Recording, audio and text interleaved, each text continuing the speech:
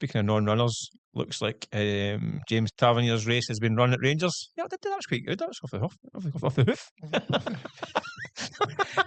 Just comes naturally to you. Tavernier's decided that he's going to call it a day at Rangers. He'll continue, obviously, playing. It's got people talking about his legacy and how he'll be remembered at Rangers. So, what do you think? I think, well, first of all, I think having now made the decision, a lot of fans seem to have sort of changed their mind. He's one of these guys. I've rarely seen a player divide opinion as much as James Tavernier. I mean, unbelievable. He's obviously contributed so much from a position of right back, quite incredible numbers are phenomenal. And yet it's about the goal. Some will point to the goals that he cost and the lack of trophies. But I think what cannot be disputed, Michael, is for 200 grand. I mean, in terms of value for money, pound for pound, he must go down as one of, if not the best ever signing.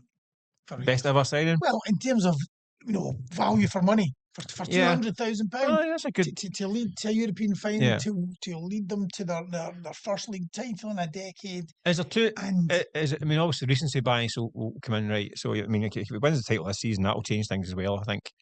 But at this point in time, people look at the 3 trophies in 11 years as Rangers captain.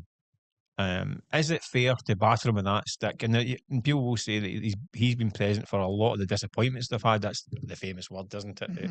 They say, listen, I feel for the guy. He's the captain, having to front up after certain disappointments. And always has. What's he going to say? And to be fair, he always has. He always has. And I think very few times he's not faced up to that.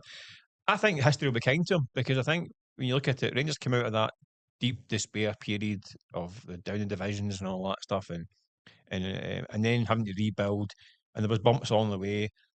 I think getting to that point of winning a league, albeit I know behind closed doors and it wasn't the way they wanted to do it, but even getting cups and then winning the league and the European run, I think when history looks back, going from the 4th division to a European final is one of the greatest stories in Scottish football. Yeah. Regardless of silverware and all this, that is one of the greatest stories in our game's history, and he is the captain. Yeah. And time will be good to him for that reason alone. I agree. I think so.